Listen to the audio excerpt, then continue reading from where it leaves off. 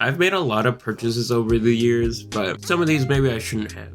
But one of the best purchases I ever made has to be Dying Light 2. At full price, you can expect to pick up Dying Light 2 for $80 Canadian. But with the game being 50% off, a lot of the time you'll have no problem picking it up for $40. While the game certainly had a rocky launch, with failed promises and the whole E3 fiasco, and a story that can be subpar depending on the person. But they've been going full No Man's Sky with this one in the last couple years. The dedication of Techland and how much they care for the games they put out is what made me want to make this video today. Firstly, the way Techland listens to their community is pretty much unrivaled.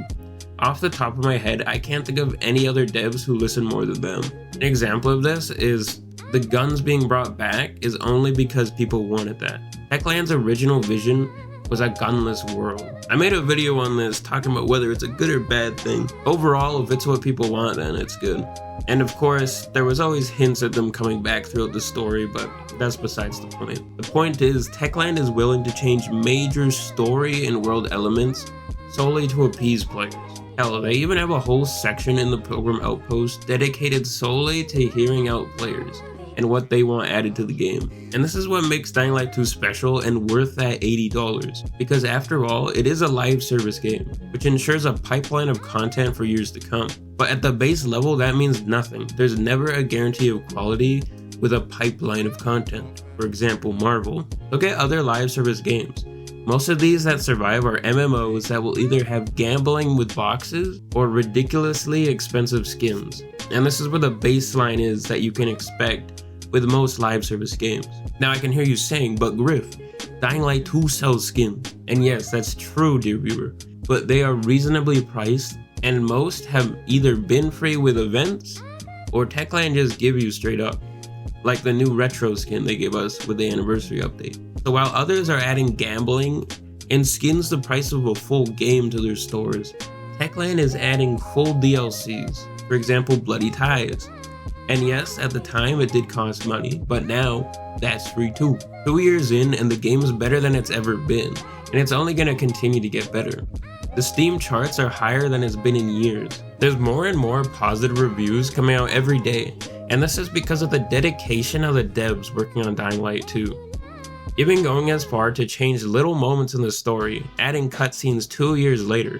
But anyways, not only do they do that, but they're upgrading the entire environment with these updates, changing entire areas, changing how all the zombies look, adding an entire set of new missions. And speaking of missions, the most recent addition being the Toga and Fatine storyline. I'm not going to spoil this, and I want you to be able to play this for yourself. But this will have major complications for the lore of Dying Light 2. And I can't wait for the community to start debating on that. And that's what makes this game truly special. You will not find a more dedicated fan base of a game anywhere else, and it's truly special. Next, I want to talk about the gameplay of Dying Light 2. Having discovered the golden formula for their first game in Dying Light 1, Techland now had the task of improving on that, and boy did they deliver. Leaping effortlessly from rooftop to rooftop, running on walls, rappelling off the side of buildings, it all feels great. And this is easily the best part of the game, and that will be what keeps you coming back. I will say though, this is mainly true for the free roam exploration. I found the time trials and even some of the missions to be extremely restrictive, giving you out of bound warnings for quite a lot of the time, with almost no variation to them. The time trials especially I have a gripe with, because there's just so many of them with almost no variation, other than the NPC having a slightly different reason for why you need to run around. Other than that though, parkour 10 out of 10. On to the combat. A skilled player can make Dying Light 2 look like a movie with how they fight. It reminds you of the clips you see of people that are really good at stealth clearing Far Cry 5 camps in the span of a minute. It's impressive stuff, but even if you're not James Bond of Villador, the combat's still rewarding, with great animations, finishers, and a metric ton of weapons to choose from. You won't be getting bored anytime soon. And the way you can use the environment is great too. It's simple, but in a good way, like Left 4 Dead 2, giving you the tools to create your own fun. If you want to use your grapple hook to grab a gas can, you can do that. Do you want to throw a spear at a volatile? You can do that. This is the game for you. There's also the parkour attacks. Some of these are harder to pull off and have a higher risk versus reward factor. such as kicking someone after doing a wall run, or even something as simple as the move where you use a weakened opponent to kick another can be tricky, getting everything lined up just right.